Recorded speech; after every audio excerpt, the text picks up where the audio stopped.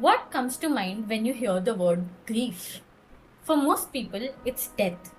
But what if grief shows up in places that we don't usually name?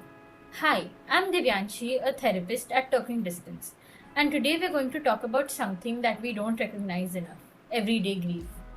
Grief isn't only about losing someone, it can also be a breakup that you're still thinking about, a friendship that faded slowly, moving to a new city and not feeling like yourself, a career path that no longer fits, or realizing a dream that isn't going to happen. These don't usually get called grief. So we tell ourselves it wasn't that serious. Everyone gets through this. I should be over it by now.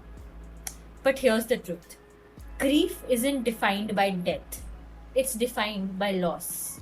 And loss can be anything that mattered to you: a person, a place, a role, a version of yourself, or even a future you imagine. If it mattered, you can grieve it. You might be grieving the version of you in a relationship, the ease you felt in a friendship, the familiarity of a place you called home, the identity you had in a phase of life, or a future that once felt certain. These are everyday experiences, but they're not emotionally small. The heaviness you feel, the lingering thought, the emotional pull, that's not you being dramatic. That's you responding to loss. Grief is not a weakness, it's proof that something mattered, that you cared, that you invested, that something in your life had meaning. And when we dismiss that, we don't become stronger. We just disconnect from ourselves. So let me ask you something. What is a loss you've minimized because it didn't feel serious enough?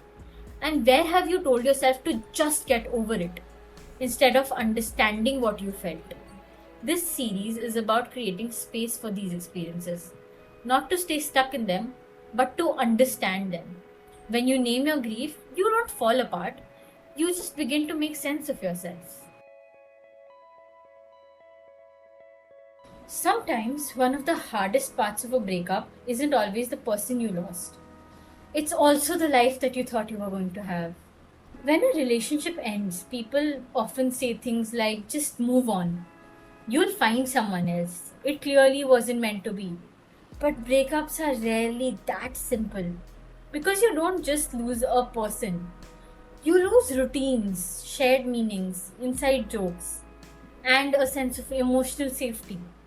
And most importantly, you lose a version of your past and the future that you were building in your mind.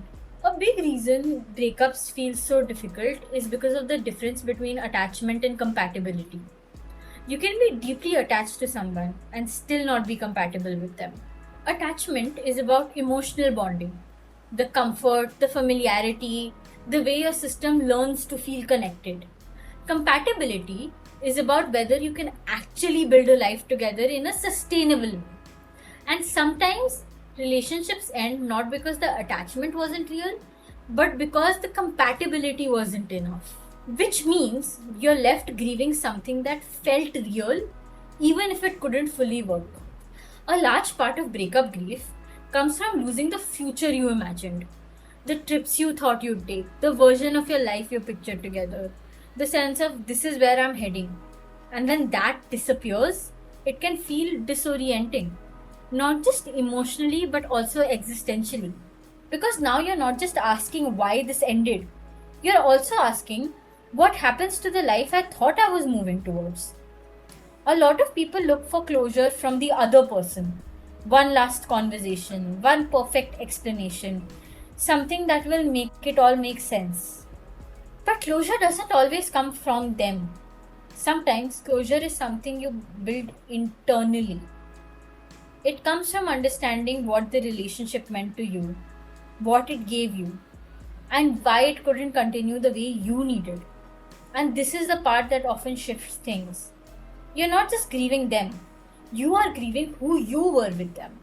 The version of you that felt a certain way, the version of you that was opening up, hoping, planning. And that matters. Because even if the relationship ended, the version of you didn't come from nowhere. It's still a part of you.